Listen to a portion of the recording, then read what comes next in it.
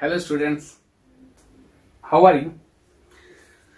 In last lecture, we had to study about the packing efficiency. Okay. So, before the moving on our next topic, we'll check our some important points regarding competitive exams like NEET and JEE. So guys, this is the most important things which have different type of questions. So ध्यान रखना, ये जो भी चीजें हैं वो आपको याद रखनी है. ओके, स्टार्ट करते हैं. यूनिट सेल है तो गाइस एससीपी यूनिट सेल है, उसके अंदर नंबर ऑफ आइटम्स जो है पर यूनिट सेल वो कितने थे, आपको याद हो तो बताओ कितने थे. तो टोटल नंबर ऑफ आइटम्स जो है वो एससीपी में 1. कोऑर्डिनेशन नंबर जो है, जैसे कि सिंपल क्लोज पैक है तो उसके अंदर अगर आप एक आइटम लेते हो तो उसका कोऑर्डिनेशन नंबर गाइस कितना होता है. तो सिंपल क्लोज पैकिंग में कोऑर्डिनेशन नंबर याद हो तो गाइस 6 था.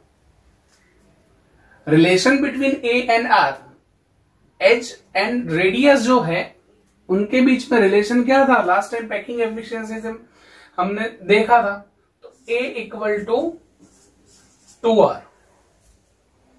Distance between nearest neighbouring atoms d is equal to 2r. यहां पे गाइज ये जो चीज है वो खास ध्यान में रखनी है. डिस्टेंस बिटवीन नियरेस्ट नेबर्स मतलब कि कोई भी यूनिट सेल हो उसके अंदर नियरेस्ट नेबरिंग एटम्स के बीच का डिस्टेंस कितना होगा, वो जिसको स्मॉल डी से हम डिनोट करते हैं.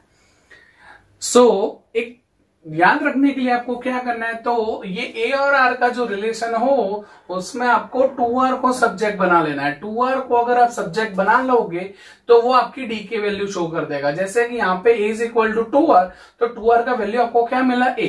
सो मतलब सीधा सिंपल यहाँ पे d is equal to a. पता चला, d is equal to a. So guys यहाँ पे आपको खाली जस्ट याद रखना है distance between nearest neighbouring atoms. तो 2r को सब्जेक्ट बना लो, जो वैल्यू मिले वो आपका डिस्टेंस हो जाएगा. Packing efficiency guys simple close packing में आपको कितने मिली थी, तो 52.4%. 52.4%. ओके, आगे और भी यहाँ पे आप एक और कॉलम जोड़ सकते हो. जो लास्ट टाइम हमने देखा था गाइस एग्जांपल्स जो है वो डिफरेंट यूनिट सेल के जो एग्जांपल्स है, कौन कौन से एलिमेंट्स हैं कि जो ये यूनिट सेल ऑक्यूपाई करते हैं. तो मतलब हमने बाकी सबका चेक किया था, सिंपल क्लोज पैक का नहीं किया था. बीसीसी, सीसीपी, एफसीसी, एचसीपी, उन सब के एग्जांपल्स हमने लास्ट जो हमारे लेक्चर्स थे उनके अंदर हमने देखे थे. तो यहां पे आप अलग सा एक कॉलम एग्जांपल का भी बना सकते हो. पर सिंपल क्लोज पैक है उसका एक ही एग्जांपल आएगा, मैंगनीज, Mn, बराबर. बाकी सारे जो है वो इन्हीं के अंदर कंसिडर होंगे. सो मतलब सिंपल क्लोज पैकिंग का आपको एग्जांपल लेना हो तो खाली एक आएगा Mn. चलो आगे बढ़ते हैं. BCC. Now in BCC unit cell the number of total atoms per unit cell is 2. Coordination number जो है, now guys coordination number of the BCC कितना होगा, तो कोऑर्डिनेशन नंबर ऑफ बीसीसी 8 होगा. जैसे कि सेंटर एटम सारे कॉर्नर एटम्स के साथ कांटेक्ट में हो तो उसका कोऑर्डिनेशन नंबर आपको मिलेगा 8. सो याद रखना है कोऑर्डिनेशन नंबर उसका मिलेगा आपको 8. Relation between A and are, तो guys just we discuss in last lecture, a is equal to 4/√3r. 4/√3r. This is the relation between A and R of BCC. Now, what is the distance between nearest neighboring atoms in BCC unit cell? BCC unit cell के अंदर neighboring atoms का distance क्या होगा, तो guys मैंने यहाँ पे आपको एक चीज बताई है, 2r को सब्जेक्ट बना लो, जो वैल्यू मिले वो. So A is equal to 4/√3r है. अगर मैं इसके अंदर 2r को सब्जेक्ट बनाता हूँ गाइज तो वैल्यू क्या मिलेगी मुझे, तो 4 है उसको मैं 2 इंटू 2 कर सकता हूं, तो 2r और √3 ऊपर चला जाएगा तो √3a/2. तो ये है distance between nearest neighbouring atoms. Okay guys, कैसे आया?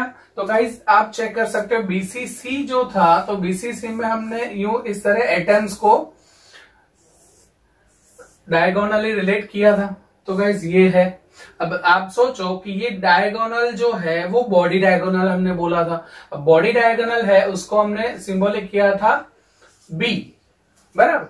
तो ये बी है, तो आप देख सकते हो ये यहां से यहां तक का distance between nearest neighbouring atoms हो सकता है गाइस। तो उसका मतलब बी का हाफ हुआ, बराबर। अब बी है वो कौन सा था हमारा? Body diagonal. तो बॉडी डायगोनल जो है गाइस, उसका आपको मैंने बोला था रिलेशन क्या आएगा बॉडी डायगोनल का। तो बॉडी डायगोनल का आपको वैल्यू मिला था √3, याद रखना, पैकिंग एफिशिएंसी में हमने काउंट किया था। अब ये बी का हाफ है, तो सीधा सिंपल है कि √3a/2, मतलब कि अगर डिस्टेंस डी फाइंड करना हो तो √3a/2। ओके गाइज, सो ये आपको इस तरह सिंपल सा मिल जाता है। अगर और समझ में ना आया तो गाइज आप मेरे को कमेंट करना, मैं आपको इसके बारे में और आपको एक्सप्लेन करूंगा। पैकिंग एफिशिएंसी थी, तो पैकिंग एफिशिएंसी आपको मिलेगी यहाँ पे 68%। चलो गाइज, अभी बात करें सीसीपी या एफसीसी, तो उसके अंदर नंबर ऑफ एटम्स आपको मिलेंगे 4। कोऑर्डिनेशन नंबर गाइज कितना होगा? तो कोऑर्डिनेशन नंबर आपको मिलेगा 12। Relation between A and are, तो गाइज था रिलेशन बिटवीन ए आर, तो 2√2r, 2√2r। तो गाइज इसके अंदर नियरेस्ट नेबरिंग एटम्स का क्या आएगा डिस्टेंस? तो d इज इक्वल टू, अगर मैं 2r को सब्जेक्ट बनाऊं, √2 सामने नीचे चला जाएगा, तो a/√2। पैकिंग एफिशिएंसी है वो आपको मिलेगी 74%। सो गाइज ये सारी चीजें हैं, कुछ आपको वो याद रखनी है। अगेन आपको साइड में कॉलम बना के उनके एग्जांपल्स लिखने हो तो आप लिख सकते हो। सिर्फ ऐसा एचसीपी का भी यहाँ पे आप बना सकते हो। ओके गाइस, सो ये है, आपको नोट डाउन करना है, नोट डाउन इट।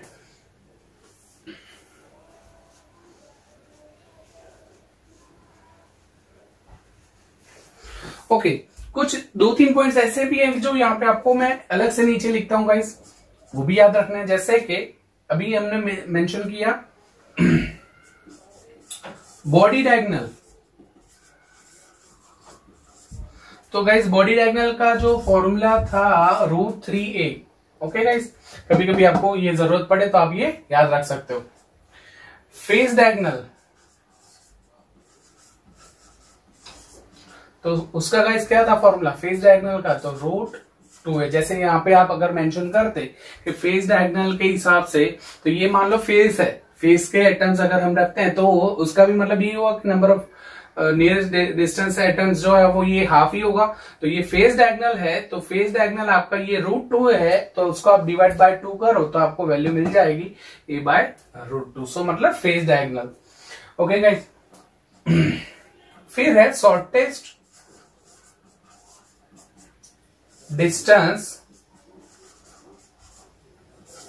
बिटवीन, तो यहां पे 3 चीजें। So here the distance between 2 tetrahedral voids, so is equal to a/2, याद रखना है guys. Distance between 2 octahedral voids a/√2, and distance between 2 tetrahedral voids and octahedral voids, मतलब टेट्रा और octahedral voids के बीच में डिस्टेंस कितना रहेगा गाइस? तो वो है √3a/4।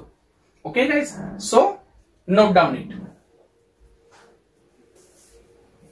So students, let's apply our formulas which we study in last topic.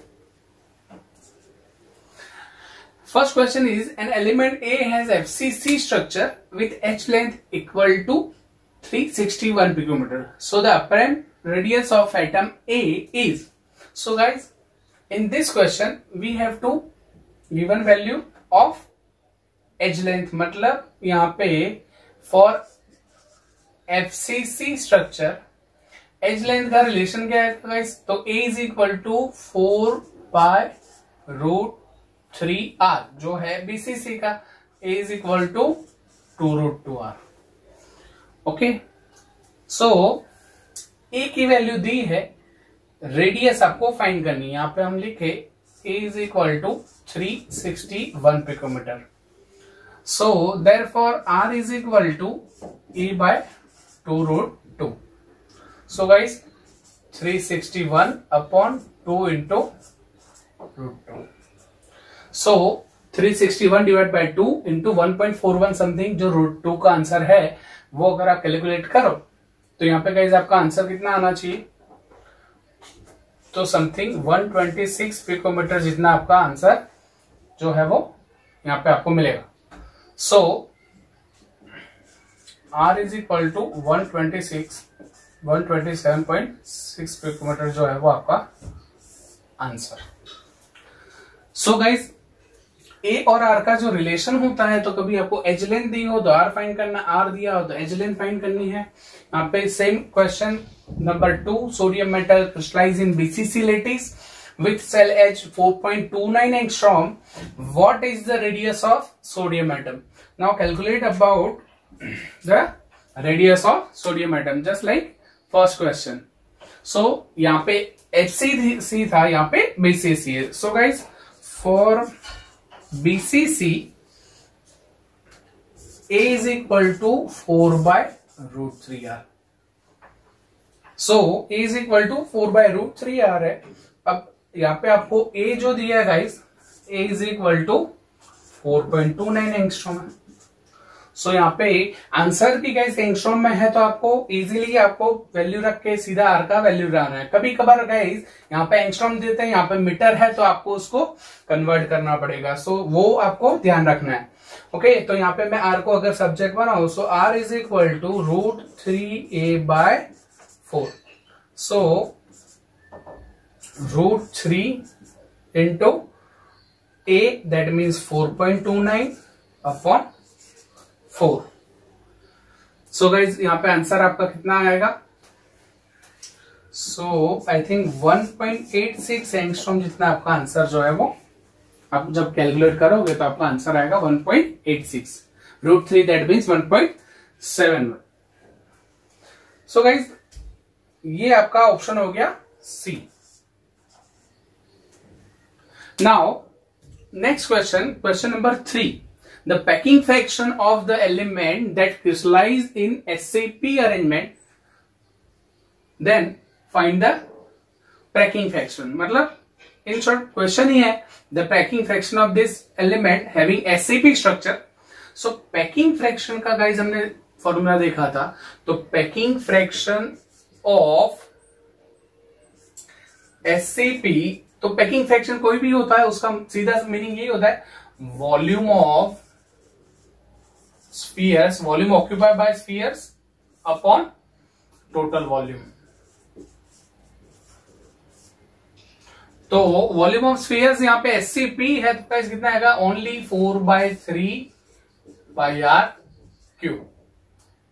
क्योंकि सिंपल क्लोज पैकिंग है तो एक ही आइटम है, तो यहाँ पे 1 × 4/3πr³। अगर BCC होता तो 2 × 4/3πr³, FCC होता तो 4 × 4/3πr³। ना टोटल वॉल्यूम ऑफ क्यूब कितना है गाइस, तो A जो है वो A³ हमने लिया था, टोटल वॉल्यूम आपको याद हो तो guys A is equal to 2r। So 2r that means यहाँ पे आएगा 2 2 ज़ा 4 2 ज़ा 8।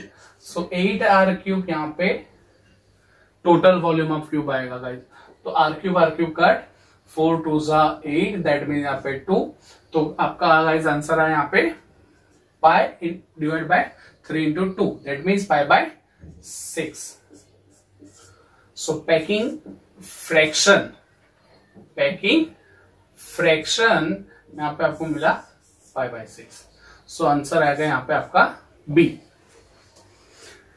नेक्स्ट क्वेश्चन है guys, question number 4। Sodium metal exist in BCC structure, the distance between nearest neighbouring atoms of sodium is 0.368 nanometre. So the edge length is, तो मतलब कि guys ये वाला जो है उसमें आपको नियरेस्ट नेबरिंग एटम्स का डिस्टेंस दिया है, स्मॉल d दिया है, और एज लेंथ a फाइंड करनी है। सो उसका भी हमने वो टेबल में किया था, खाली आपको चेक क्या करना है, सोडियम मेटल है वो BCC स्ट्रक्चर बनाता है। तो for BCC again for BCC distance between nearest neighbouring atom small D की वैल्यू आपको 0.368 नैनोमीटर दी है, उसका फॉर्मूला रखे। So therefore D is equal to क्या आएगा गाइस, बीसीसी का ए और आर का रिलेशन क्या था, ए इज इक्वल टू 4/√3r। अगर आप उसको 2r को कॉमन करो, 2r को मतलब सब्जेक्ट बनाते हो, तो आपका फॉर्मूला बन जाएगा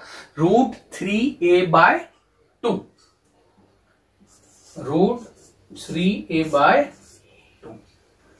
4/√3r था, उसमें 2r को सब्जेक्ट बनाया तो √3a/2। Now putting the value of d and subject आप ए को बनाते हो तो a is equal to 2 into D upon √3। तो यहां पे गाइस मैं लिखू तो 2 into 0.368 nanometre divide by √3। So guys आप काउंट करोगे तो गाइस यहाँ पे आपको कितनी वैल्यू मिलेगी इसकी, तो वैल्यू मिलेगी गाइस आपको 0.424 नैनोमीटर। मैथमेटिकल कैलकुलेशन है गाइस, तो you can do it easily. So guys ये इस तरह के कई सारे क्वेश्चन जो है वो आगे हमने जो टेबल देखा उसके रिगार्डिंग आपको पूछे जाते हैं गाइस। जैसे कि ये क्वेश्चन था हमारा पीएमटी 2016 का, ऐसे कई सारे क्वेश्चन जो पूछे गए, और यहाँ पे हमने 4 उनके क्वेश्चन जो है वो लिए। और क्वेश्चन मैं आपको बताऊंगा और क्वेश्चन आपको सेंड करता हूं बराबर। तो ऐसे टाइप के आपको क्वेश्चन और कंसेप्ट पूछे जाते हैं, तो guys just note down it.